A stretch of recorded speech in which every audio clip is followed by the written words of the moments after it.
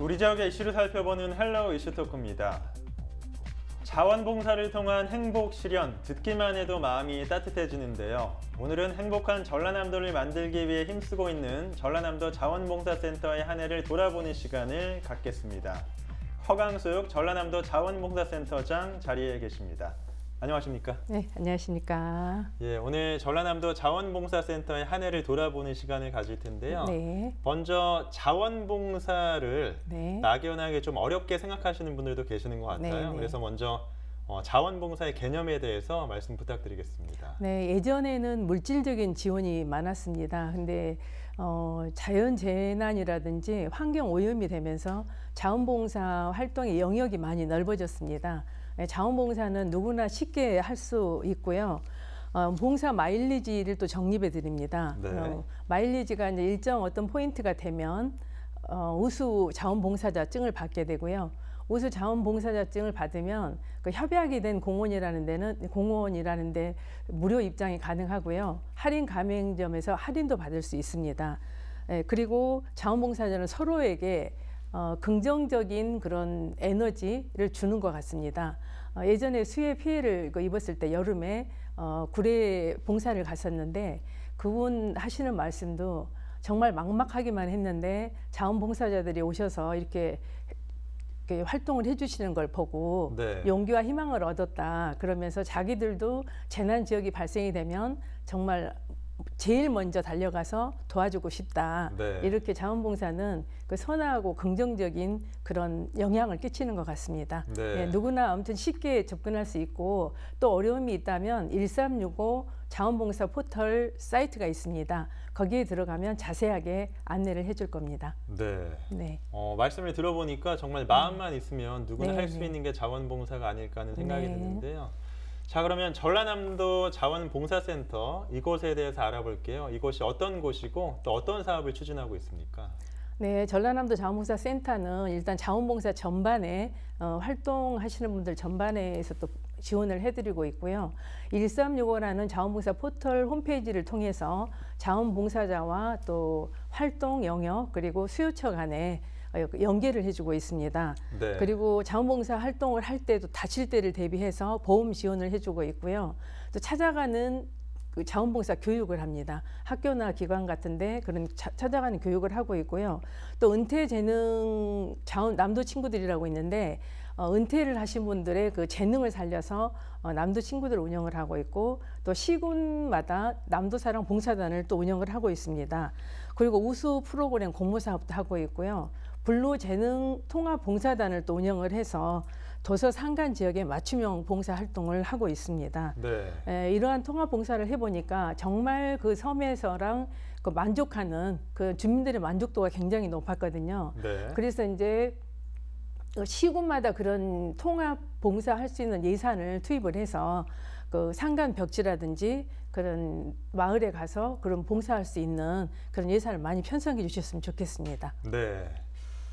근데 올해는 코로나로 시작해서 코로나로 끝났다고 해도 과언이 아닌데요. 아마 자원봉사 활동이라든가 계획에 많은 차질이 있었을 것 같은데 어땠습니까? 네, 그렇습니다. 올해 초에 코로나19가 발생이 됐잖아요. 그래서 이제 거의 모든 사업을 할 수 없는 상황이 돼서 예산을 전용을 해서 많이 취약계층에 사용을 했습니다. 그럼에도 불구하고 이제 비대면으로 할 수 있는 거는 또 그렇게 또 했고요. 또 인원을 축소하거나 이래서 이제 사업을 진행을 하고 감염 위험이 높은 그런 행사나 워크숍 같은 거는 예산을 전용을 해서 어떤 취약계층에 지원해 줄 수 있는 방법을 찾아서 그렇게 진행을 했습니다. 그래서 올해 초에 사업 계획을 세울 때만 해도 정말 많은 부분에 많은 활동을 해야 되겠다 이런 계획을 세웠었는데 그런 걸 거의 못하게 된 데서 굉장히 많은 아쉬움이 있습니다. 계획했던 것들은 많이 못하셔서 아쉬우셨겠지만 그래도 코로나19로 어려움을 겪는 분들에게 많은 지원을 한 걸로 제가 알고 있거든요. 어떤 나눔을 하셨나요? 일단 코로나19가 우리가 1차 확산이 됐을 때 우리나라가 굉장히 많은 확진자가 나왔잖아요. 그러다 보니까 외국인 근로자들이 본국으로 많이 돌아갔습니다. 그래서 이제 농촌에는 그 외국인 근로자를 많이 써서 이렇게 그 농촌 수확을 하고 이러는데 외국인 근로자가 다 나가고 들어오지를 않으니까 외국인 근로자 부족 현상이 생기면서 농촌 일손 돕기를 그래 저희들이 좀 해야 되겠다 이런 생각을 하게 됐고요. 네. 농촌에 가서 뭐 사과 젓과라든지 섬 지역에 가서는 또 다시마, 톳 이런 수확을 했고요. 또 매실닭이라든지 이런 봉사활동을 많이 했습니다. 그리고 또 소외계층을 위해서 또 안녕 키트를 한 1,000박스 정도를 직접 우리 자원봉사자들이 그 생활용품이라든지 또 식재료 같은 거를 해서 구성이 된 그 안녕 키트를 해서 또 1,000박스를 시군에 지원을 했고요. 네. 또 의료진을 위해서 또 비타민이나 피로 회복제 중심으로 또 응원 키트를 해서 또 코로나 이렇게 확진자 그 선별진료소 네, 거기에서 고생하시는 의료진들에게 또 전달을 했습니다. 그리고 거리형 손 소독제도 또 5,000개를 만들었고요. 네. 가방이라든지 학생들 가방에 이렇게 부착해서 쓸 수 있는 손 소독제를 5,000개를 만들고 또 천으로 만든 마스크를 또 6,000개를 제작을 했습니다. 그래서 이제 취약계층이라든지 또 자원봉사자 그리고 또 자원봉사 또 관리자들께 또 배부를 했고요. 또 하나는 이제 도내 양육시설이라든지 아동, 뭐 청소년, 다문화, 장애인 시설, 노인 시설까지 또 마스크, KF 마스크를 또 5만 개를 또 구해서 지금 이미 배부를 한 곳이 있고 지금 앞으로 이제 몇 군데 남은 곳은 또 전달할 예정입니다. 네. 네. 코로나19로 어려움을 겪는 많은 분들에게 큰 힘이 되지 않았을까 생각을 해보고요. 네, 네. 제가 보니까 자원봉사 주간이라는 게 있더라고요. 이게 뭐 네. 어감으로만 보면 집중적으로 자원봉사를 하는 준가 뭐 이런 생각을 하게 되는데 어떤 네, 건가요? 일단 유엔이 자원봉사자들에게 또 감사하고 또 자원봉사 활동에 대해서 촉진하고 또 격려하기 위해서 1985년에 자원봉사자의 날을 제정을 했습니다. 그래서 이제 매년 12월 5일이 자원봉사자의 날이고요. 네. 우리나라도 12월 5일을 자원봉사자 날로 제정을 해서 그날부터 일주일 동안을 자원봉사 주간이라고 이렇게 하고 있습니다. 그래서 매년 이 기간에 자원봉사 대회도 개최를 하고 있고요. 자원봉사 활성화를 위한 그런 캠페인을 이렇게 지속적으로 하고 있습니다. 네. 네. 그리고 이 자원봉사 주간에 제가 알기로는 네. 매년 큰 행사가 열리는 걸로 알고 있는데 올해는 코로나19로 행사가 취소됐죠. 네, 작년까지는 시군과 우리 도가 같이 한 1,000명의 자원봉사자와 관계자를 모시고 자원봉사 대회를 굉장히 크게 성대하게 했습니다. 네. 근데 이제 올해는 코로나 상황 때문에 한 500명 정도로 축소해서 또 운영을 하려고 하다가 또 코로나가 더 확산이 되면서 300명으로 줄였거든요. 근데 다시 또 우리 전남까지 확산이 되면서 100명으로 축소해서 행사를 하려고 했는데 11월 15일 이후로 우리 전남에 굉장히 그 순천 중심으로 코로나 확진자가 많이 생겼습니다. 네. 그래서 이제 그나마도 이제 긴급하게 이제 회의를 통해서 이제 취소를 하게 되었습니다. 그리고 이제 취소한 이후에 자원봉사 이렇게 활동했던 그 사진이라든지 사진 전시를 한 2주간 했고요. 또 자원봉사 활동 영상을 만들어서 또 온라인으로 게시를 했습니다. 홈페이지에. 그래서 그렇게 했고 또 유공자 표창이라든지 또 우수 기업 현판이라든지 이런 부분은 또 시장 군수에게 전수하도록 또 전달을 했고요. 또 우리 김영록 지사님의 친필 또 사인이 들어있는 그 서신도 전달을 해서 그렇게 마무리를 했습니다. 어떻게 보면 이 자원봉사 주간에 열리는 행사가 1년의 뭐 자원봉사자들을 위한 축제, 가장 큰 행사인데 네. 아마 좀 아쉬움도 있으셨을 것 같은데 어떠셨나요? 네, 그랬죠. 올해 정말 자원봉사자 대회를 굉장히 좀 크게 규모 있게 그렇게 하려고 했습니다. 또 한 해 동안 자원봉사자분들이 또 위로를 받을 수 있는 시간이고 또 격려해주는 또 시간이고 또 지사님께서도 또 그런 시간을 갖고 싶어 했을 건데 코로나19로 해서 또 어쩔 수 없이 취소가 되었는데 아무튼 굉장히 많은 아쉬움이 남죠. 네. 네. 코로나19 얘기가 나왔으니까 계속 해보자면 이게 언제 종식될지 모르는 상황이잖아요. 그렇습니다. 그래서 아마 네. 자원봉사에서도 많은 제약이 따를 것 같은데요. 네, 네. 코로나19 시대의 자원봉사 네, 어떻게 해나가면 좋을까요? 대한민국이 코로나19 전과 후로 많은 변화가 있었습니다. 그래서 모든 거의 많은 행사들을 언택트 방식으로 이렇게 전환이 되었는데 아마 제 생각에는 2021년에도 당분간은 그렇게 지속이 될 거라고 생각을 합니다. 네. 특히 이제 저희들 교육이나 홍보는 오프라인으로 거의 진행을 다 해야지 맞고 또 그렇게 해왔는데 온라인과 병행해서 그렇게 또 많이 추진을 또 해야 될 것 같습니다. 네. 그리고 이제 앞으로는 기후 또 온난화로 인해서 재난과 재해가 더 많아질 것 같습니다. 그리고 또 코로나 바이러스가 또 이렇게 완전히 물러난다 해도 또 다른 또 바이러스가 또 발생이 될 수도 있을 것 같고 해서 그런 재난 재해마다 맞는 그런 대응 매뉴얼을 자원봉사 활동을 사실은 이번 코로나 바이러스도 또 활동하기가 힘들었잖아요. 네. 그래서 이제 재난 재해에 우리 자원봉사자들이 활동할 수 있는 그런 대응 매뉴얼을 만들어야 될 것 같고요. 또 우리 전라남도 실정에 맞는 그 자원봉사 중장기 계획을 또 세우려고 합니다. 네. 네.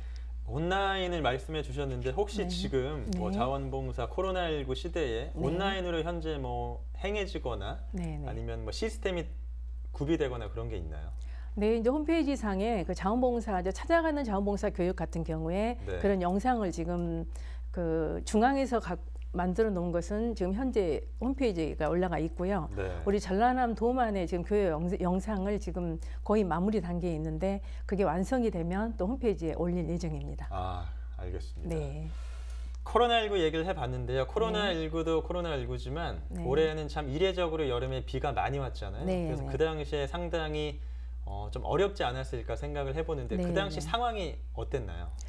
네, 당시에 이제 구례, 곡성, 담양 이쪽이 피해가 컸다는 그런 뉴스 보도라든지 그 주변의 얘기를 듣고 가장 먼저 이제 구례 5일장에 달려갔습니다.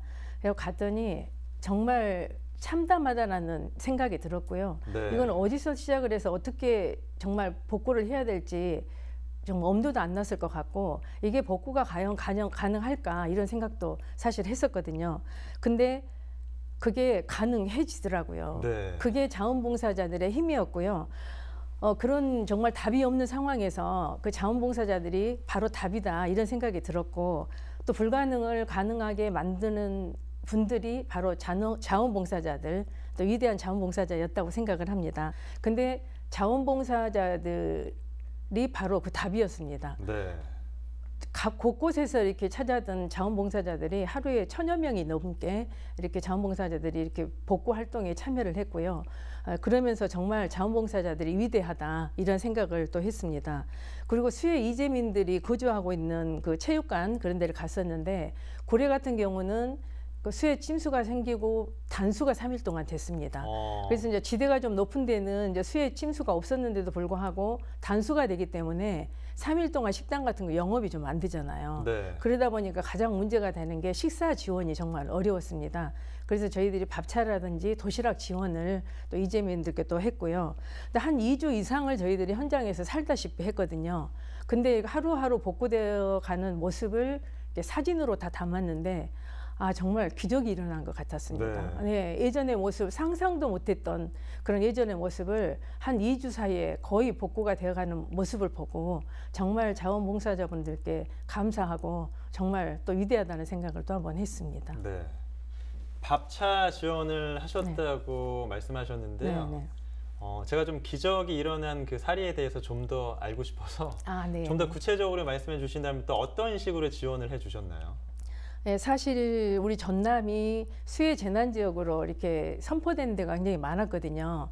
그래서 이제 구례, 곡성, 담양뿐만 아니라 나주, 화순, 한평, 담양, 장성 그리고 이제 순천시는 황전면, 광양시의 다한면과 진월면 이렇게 많은 지역이 재난 지역으로 선포가 됐습니다. 네. 그래서 이제 밥차 지원이라든가 그 세탁자 지원이 정말 절실하게 필요했는데 예전에 그 세월호 사건도 그러지만 강원도 산불이 났을 때랑 태안반도에 기름 유출 사건이 있었잖아요. 네. 이런 때는 그 한 곳에 재난이 집중되었기 때문에 전국에서 세탁차라든가 또 필요한 경우는 밥차라든지 이렇게 지원이 됐었었는데 이번 같은 경우는 수해를 전국적으로 다 입었잖아요. 네. 그러다 보니까 밥차라든지 세탁자 지원이 또 쉽지 않은 상황이었습니다. 물론 우리 전남에 있는 그 밥차 같은 경우는 순천시나 목포시가 있어서 지원을 했지만 그걸로 가지고는 정말 부족했군요. 지원할 수가 없었잖아요. 네. 그래서 이제 그런 부분에 이제 중앙센터 쪽에 해서 계속 SOS를 쳤습니다.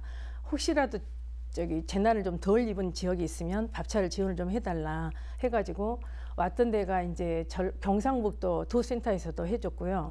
그다음에 전주시라든가 또 완산시, 완주시죠. 완주시. 네. 그리고 경기도 수원시에서도 밥차 지원을 해주셨고요.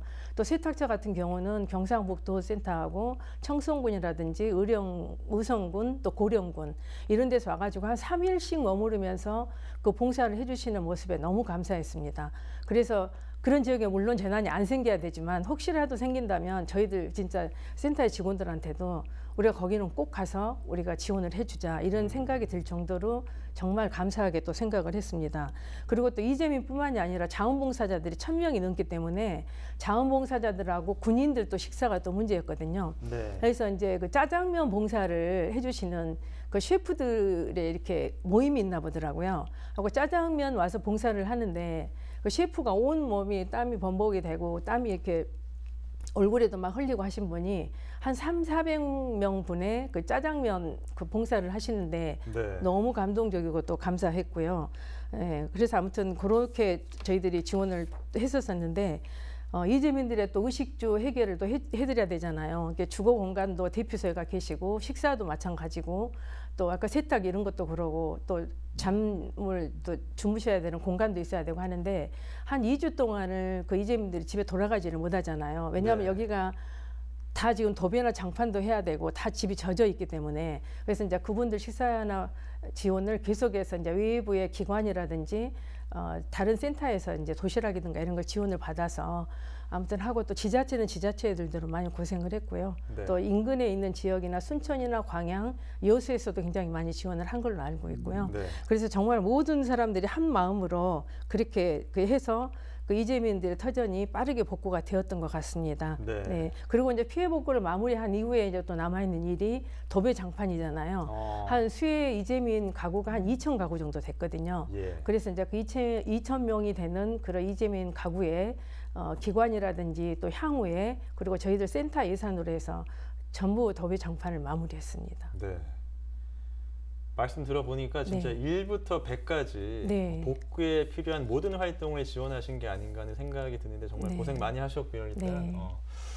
이렇게 다사다난한 2020년 올해가 끝나가거든요. 네. 이제 내년에 네. 자원봉사센터의 계획이라든가 활동이 궁금합니다. 어떻게 보고 계신가요? 내년에는 저희들이 이제 청소년 지금 청년 봉사단이 없어서 지금 대학교하고 협약을 많이 맺고 있습니다. 그래서 대학생들 위주로 해서 청년 봉사단을 운영하려고 하고요. 네. 또 다문화 봉사단이 없더라고요. 예전에는 다문화에서는 무조건 지원을 받은 걸로만 알고 있었는데 지금은 많이 봉사를 하려고 생각을 합니다. 네. 그래서 다문화 봉사단을 모집해서 운영을 하려고 하고 있고요. 또 자원봉사자들을 위해서 자원봉사자 박람회를 처음으로 한번 시도해 볼 계획입니다. 네. 네. 그리고 또 하나는 지금 현재 지금 법안이 지금 그 당정청까지는 협의가 끝나고 여야 간에도 협의가 끝났다라고 알고 있는데 그 자원봉사법에 그 활동진흥법에 3가지 정도를 지금 개정을 하려고 하고 있습니다. 근데 그중 3가지 중에 하나가 그 예전에는 직영을 할 수도 있다라고 되어 있지만 지금은 자원봉사센터를 직영하면 할 수도 있다라는 조항을 빼려고 하는 것 같아요. 그러면 이제 모두 법인이나 위탁으로 해야 되는데 그런 부분에 내년에는 시군 다니면서 그런 매뉴얼도 좀 설명을 해주고 또 이렇게 그 법이나 하는 그런 것도 같이 할 수 있도록 그렇게 그 협조를 하려고 생각을 합니다. 네. 네. 정말 쉽지 않은 한 해였거든요. 네. 근데 그야말로 더욱더 다른 해보다 열심히 자원봉사자분들께서 활동을 해주셨어요. 네. 네. 이렇게 나오신 김에 자원봉사자분들께 인사 한 말씀 드리면서 제가 마무리하겠습니다. 네. 네. 자원봉사자 여러분 올 한 해 동안도 너무 고생하셨습니다. 덕분에 너무 감사했고 또 덕분에 행복했습니다. 다가오는 2021년에도 모두 건강하시고 행복하시길 바랍니다. 그리고 새해 복 많이 받으시길 바랍니다. 고맙습니다. 예. 저도 오늘 얘기만 나누는 것만으로도 굉장히 따뜻한 시간이 아니었나 싶고요. 네. 오늘 전라남도 자원봉사센터의 한 해를 되돌아보는 시간 가져봤습니다. 허광숙 전라남도 자원봉사센터장과 함께했습니다. 오늘 말씀 고맙습니다. 네, 감사합니다. 코로나19 등으로 크고 작은 어려움들이 있었지만 행복한 전라남도를 조성하기 위해 노력하는 전라남도 자원봉사센터의 한 해를 되돌아보는 시간을 가져봤는데요. 이런 사랑의 손길을 통해 전라남도 자원봉사센터가 봉사의 메카가 될 수 있길 기대해 보겠습니다. 헬로 이슈 토크 오늘 순서 여기서 마칩니다.